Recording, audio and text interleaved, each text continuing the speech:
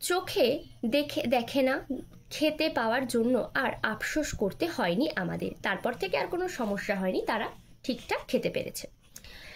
নাটোর তো পৌঁছানো গেল, তারপর শেষ অবধি নাটোরে তারা পৌঁছলেন। এলাহি ব্যাপার সব, মানে খুব বিশাল ব্যাপার।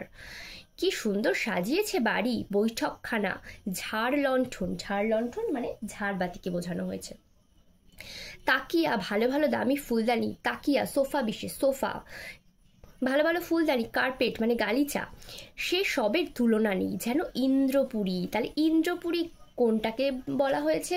নাটোরের রাজবাড়িকে। এবং কি কি তার জন্য, তুলনার জন্য কি কি বোঝানো হয়েছে? ঝাড় লণ্ঠন, তাকিয়া, ফুলদানি, কার্পেট, এসবের তুলনা করে বলা হয়েছে যেন ইন্দ্রপুরী। কি আন্তরিক আদর যত্ন!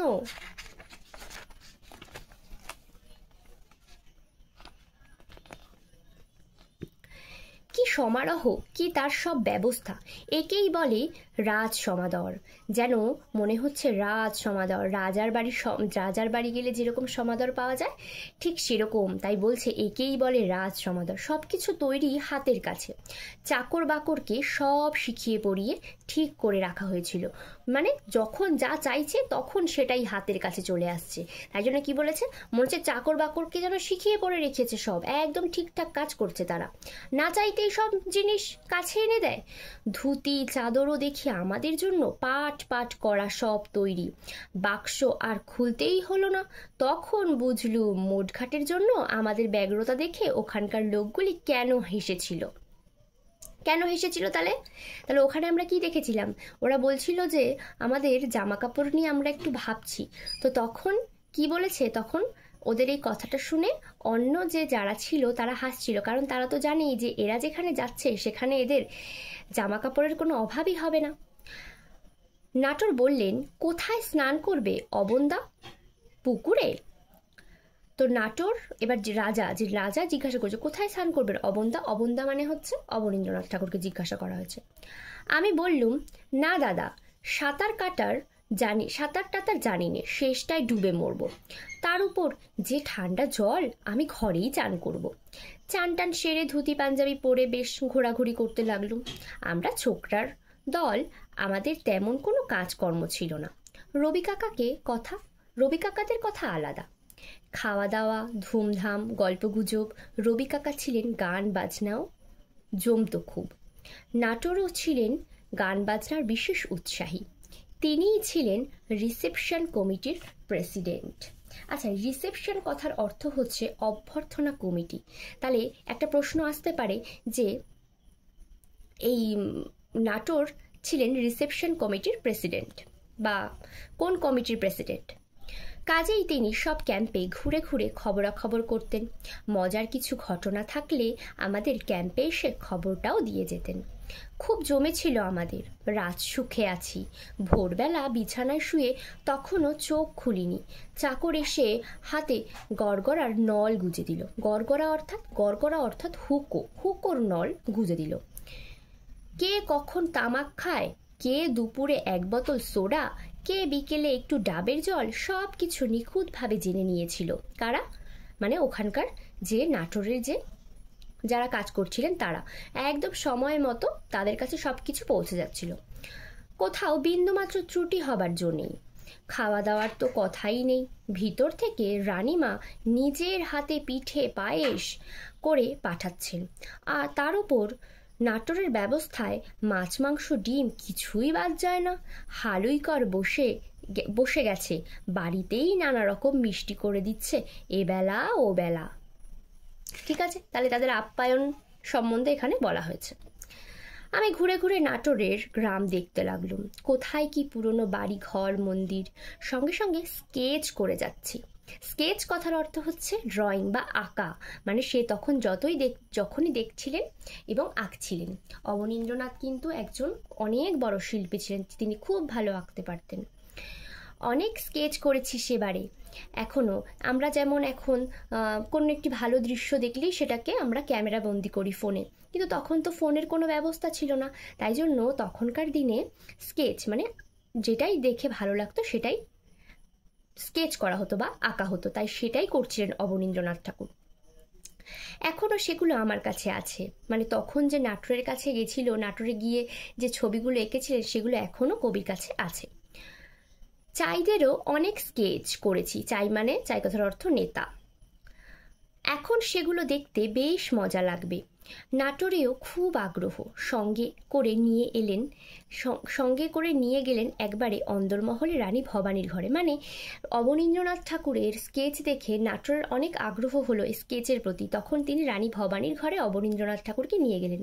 সেখানে বেশ সুন্দর সুন্দর ইটের ওপর নানা কাজ করা। ওর রাজত্বে যেখানে যা দেখবার জিনিস ঘুরে ঘুরে দেখতে লাগলেন, ওর অর্থাৎ নাটোরের রাজা। আর আমি স্কেচ করে নিচ্ছি।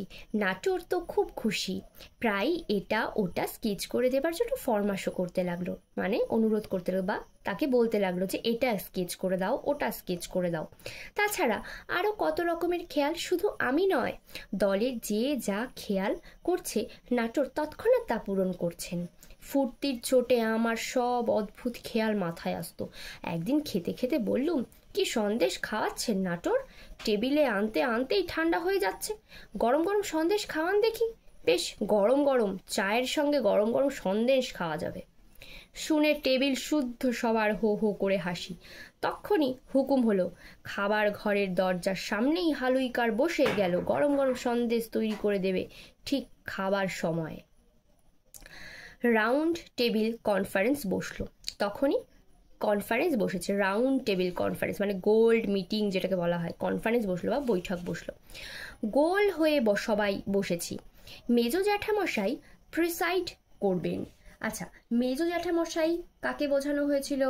মেজো জ্যাঠামশাই অর্থাৎ সত্যেন্দ্রনাথ ঠাকুর, তিনি প্রিসাইড করবেন। তিনি কি করবেন? অর্থাৎ সভাপতিত্ব, মানে সভাপতিত্ব কে করবেন? মেজো জেঠুমশাই। পিসে মশাই জানকীনাথ ঘোষাল রিপোর্ট লিখছেন আর কলম ঝাড়ছেন। তার পাশে বসেছিলেন নাটোরের ছোট তরফের রাজা। এই ছোট তরফের রাজা অর্থাৎ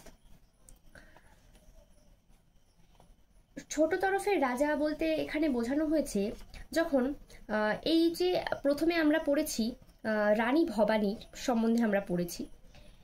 1802 সালে রানীর যে পুত্র ছিলেন, সেই পুত্রটা ছিলেন দত্তক নেয়া পুত্র এবং তার দত্তক নেয়ার পুত্রের নাম ছিল রামকৃষ্ণ। এই রামকৃষ্ণের দুজন ছেলে ছিল, বিশ্বনাথ এবং শিবনাথ। বিশ্বনাথের বড় ছেলে ছিলেন যোগীন্দ্রনাথ এবং শিবনাথের বড় ছেলে ছিলেন বীরেন্দ্রনাথ। এবং বিশ্বনাথের যে বড় ছেলে ছিলেন তাকে বলা হতো বড় তরফ, এবং বীরেন্দ্রনাথ যে শিবনাথের ছেলে ছিল তাকে বলা হয়েছে ছোট তরফ, এবং সেই বীরেন্দ্রনাথকেই এখানে ছোট তরফের রাজা বলা হয়েছে। মাথায় জরির তাজ, ঢাকাই মসলিনের চাপকান পরে, তাহলে তার সাজগোজের ব্যাপারে এখানে বলা হয়েছে, সে কিভাবে বসেছে, সে কি পরেছে, তার মাথায় কি। পিসে মশাই কালি ছিটিয়ে তার সেই সাজ কালো বুটিদার করে দিলেন। মানে পিসে মশাই যখন কালি ছেটাচ্ছিলেন, মানে যখন আগে তো এরকম পেন ছিল না, কালি দিয়ে লেখাতে হতো, তো উনি যখন কালি ছেটাচ্ছিলেন তখন তার যে সাজের মধ্যে কালো বুটিদার করে দিলেন, মানে দাগ করে দিলেন ছোট ছোট ওই কালি দিয়ে। আগে থেকেই ঠিক ছিল, রবি কাকা প্রস্তাব করলেন প্রভিন্সিয়াল কনফারেন্স বাংলা ভাষাই হবে। এবার সেই গল্পের মূল বিষয়ে আমরা আসছি, যে রবি কাকা বলছে যে এই যে আমাদের এখন প্রভিন্সিয়াল কনফারেন্সটি হবে, এটি কিন্তু বাংলা ভাষায় হবে, মানে সবাই আমরা বাংলা ভাষায় কথা বলবো। আমরা ছোকরারা সবাই রবি কাকার দলে, ছোকরারা বা ছেলেরা সবাই বলছে হ্যাঁ বাংলা ভাষাতেই কনফারেন্স হবে। আমরা বললুম নিশ্চয়ই প্রভিন্সিয়াল কনফারেন্স বাংলা ভাষায় স্থান হওয়া চাই। রবি কাকাকে বললুম ছেড়ো না, আমরা শেষ পর্যন্ত লড়বো এই জন্য। সেই নিয়ে আমাদের বাঁধল চাইদের সঙ্গে।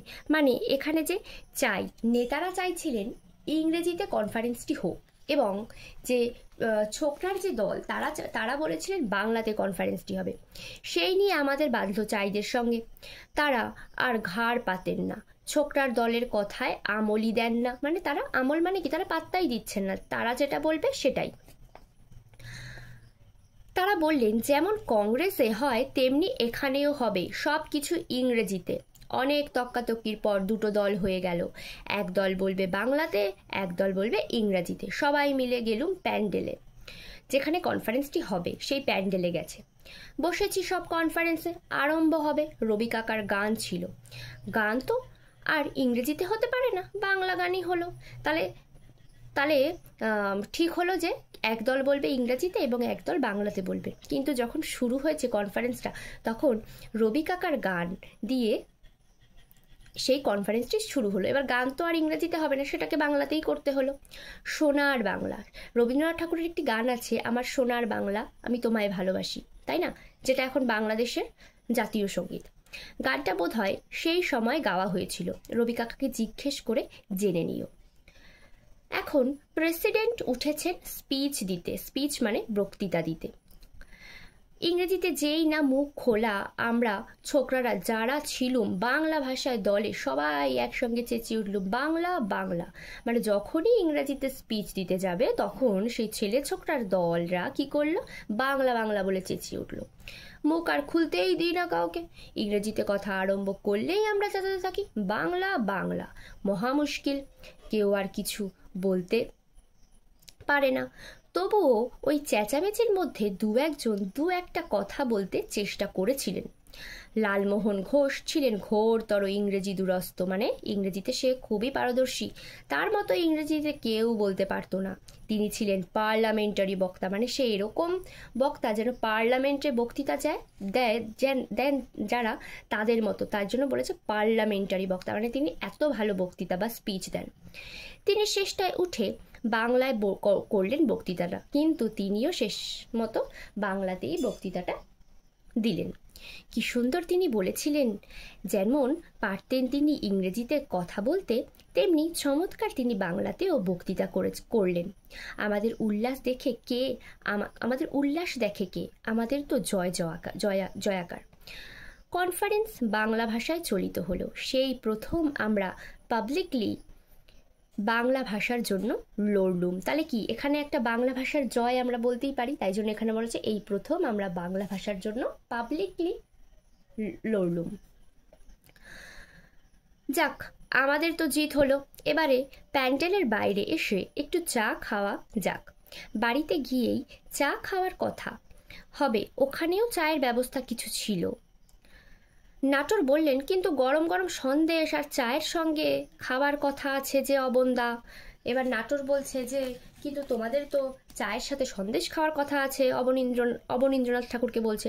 আমি বললুম, সে তো হবেই, এটা হলো উপরি পাওনা, এখানে একটু চা খেয়ে নিই তো আগে। বলছে যে এখানে আগে একটু চা খেয়ে নিই, সে না হয় পরে হবে। এখনকার মতো তখন আমাদের খাও খাও বলতে হতো না, হাতের কাছে খাবার এলেই তো তলিয়ে দিতেন। মানে কি, মানে তখন এখনকার মতো, মানে কবি তো এখন লিখছে না, কবি আগের কথা বলেছেন যে আগে যখন আমাদেরকে কেউ কিছু বলতো আমাদেরকে অত তোষামত করা হতো না, যদি বলতো খেতে আমরা খেয়ে নিতাম। আগে এখনকার মতো খাও খাও বলতে হতো না, হাতের সামনে খাবার পেলেই তলিয়ে দিতাম, মানে কি একদম খেয়ে সাবার করে দিতে। বোঝা গেছে? আচ্ছা, গল্পটা এইটুকুনি ছিল। ভিডিওটা যদি ভালো লেগে থাকে তাহলে একটা লাইক এবং সাবস্ক্রাইব করে দেবে, বন্ধুদের সাথে শেয়ার করে দেবে। এবং যদি ভিডিওটি তোমাদের ভালো লেগে থাকে এরকম ভিডিও, তাহলে কোন ধরনের ভিডিও তোমরা দেখতে চাও কমেন্টে লিখে দেবে। ধন্যবাদ।